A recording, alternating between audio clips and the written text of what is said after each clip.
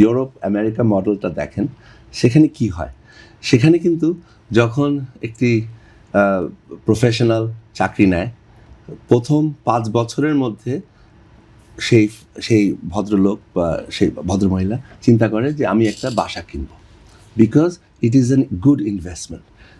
এই জন্য ভালো ইনভেস্টমেন্ট যে তারা দেখে যে real estate market is increasing, আমি যদি এখন মর্গেজ নিয়ে আমার চাকরির এগেনস্টে আমি নেই, এবং ব্যাংকরা কিন্তু এই সেক্টরটাকে খুঁজে যে যাদের বয়স 25 থেকে 35-এর মধ্যে চাকরি আছে, job is there, they are looking, তারা কিন্তু ছোট ইউনিট খুঁজে।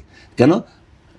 আইদার ইন সিঙ্গল অথবা নিউলি ম্যারিড। পদ্মা সেতু, মেট্রো রেল এবং এলিভেটেড এক্সপ্রেসওয়ে নির্মাণের গর্বিত অংশীদার বসুন্ধরা সিমেন্ট।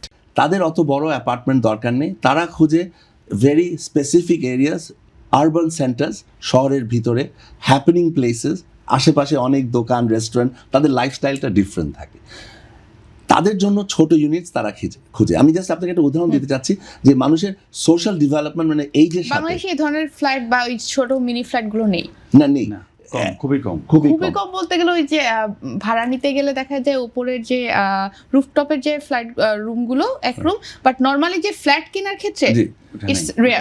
তো এই জন্য আপনি সেকেন্ডারি মার্কেটে ডেভেলপার ওইভাবে বিল্ডিং গুলো তৈরিও করা না বা আর্কিটেক্টও বাংলাদেশে করা হয় না। করা যায় যদি সেটা আমাদেরকে রাজুক এলাও করে, রাজুকে দিচ্ছেই না। সে ধরেন আমি একটা ল্যান্ড মানে ডেভেলপ করব, রাজুকে এখানে দিচ্ছে আমাদেরকে 10 কাঠাতে 15টা অ্যাপার্টমেন্ট, তাহলে আপনি কয়টা করবেন বা 20টা অ্যাপার্টমেন্ট, সেক্ষেত্রে আপনি তো সেটা আসতে পারতেছেন। তো এইখানে আমি আপনার প্রশ্ন যেটা বলছি, এইটা গেল একটা সেগমেন্ট।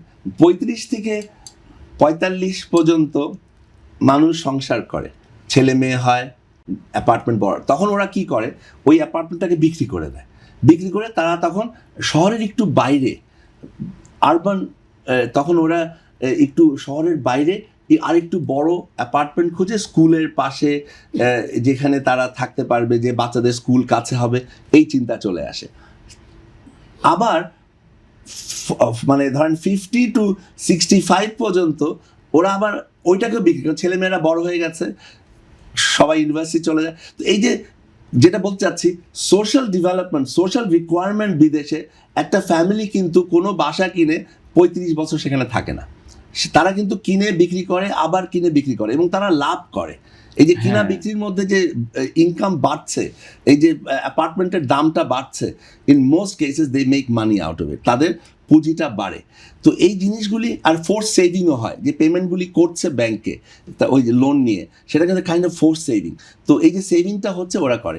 তো বাংলাদেশের জন্য যেটা আপনার প্রশ্ন ছিল, যে বাংলাদেশে আমি মনে করি যে আমাদের ইয়াং জেনারেশনদেরকে লং টার্ম চিন্তা করলে ওদেরকে প্রপার্টি মার্কেটে আনতে হবে। যে কারণে ভাই যেটা বলেন, আমিও মনে করি ছোট ইউনিটস করা খুব দরকার, এবং সেগুলি আরবান এরিয়ার ভিতরে।